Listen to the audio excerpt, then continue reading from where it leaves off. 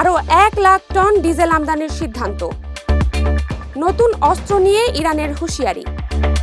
23,000-এর বেশি রাজনৈতিক মামলা প্রত্যাহার। ধর্ম নিয়ে রাজনীতি নয়, প্রধানমন্ত্রীর বার্তা। বিসিবির নতুন কমিটি ঘিরে আইনি লড়াই।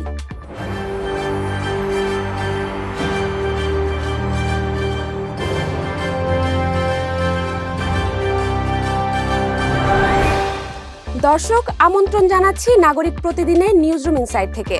সঙ্গে আছে আমি জাহারা জেবিন তন্নি। এতক্ষণ শুনছিলেন সংবাদ শিরোনাম, এবার জানিয়ে দেব বিস্তারিত। দেশে জ্বালানি সরবরাহ স্বাভাবিক রাখতে আরও 1 লাখ টন ডিজেল এবং 25,000 টন অকটেন আমদানির সিদ্ধান্ত নিয়েছে সরকার। ডিজেল আমদানিতে ব্যয় হবে 1,757 কোটি 94,20,000 টাকা। মধ্যপ্রাচ্যের চলমান যুদ্ধ পরিস্থিতির কারণে বৈশ্বিক জ্বালানি বাজারে অস্থিরতা তৈরি হওয়ায় আগাম প্রস্তুতি হিসেবে এই সিদ্ধান্ত নেওয়া হয়েছে। সরকার জানিয়েছে, দেশের বিদ্যুৎ উৎপাদন ও পরিবহন খাতে যাতে কোনো ধরনের সংকট না তৈরি হয় সেই বিষয়টি মাথায় রেখেই এই পদক্ষেপ নেওয়া হয়েছে। মধ্যপ্রাচ্যের উত্তেজনার মধ্যে যুক্তরাষ্ট্র ও ইসরায়েলকে নতুন করে হুঁশিয়ারি দিয়েছে ইরান। দেশটির এক সামরিক কর্মকর্তা দাবি করেছেন, খুব শিগগিরই এমন একটি নতুন অস্ত্র মোতায়েন করা হবে যা শত্রুপক্ষের মধ্যে চরম আতঙ্ক সৃষ্টি করবে। তার ভাষায়, এই অস্ত্র এতটাই শক্তিশালী যে তা দেখলে শত্রুরা ভয় পেতে বাধ্য হবে। ইরানের এই বক্তব্য অঞ্চল জুড়ে নিরাপত্তা পরিস্থিতি আরও জটিল করে তুলতে পারে বলে মনে করছেন বিশ্লেষকরা।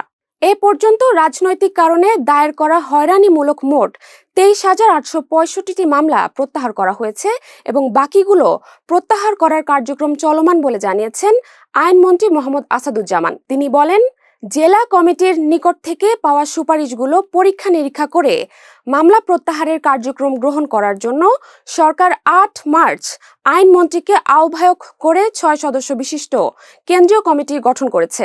প্রধানমন্ত্রী তারেক রহমান জানিয়েছেন, বর্তমান সরকার ধর্মকে কখনোই রাজনৈতিক স্বার্থে ব্যবহার করতে চায় না। তিনি বলেন, ধর্ম যার যার, কিন্তু রাষ্ট্র সবার।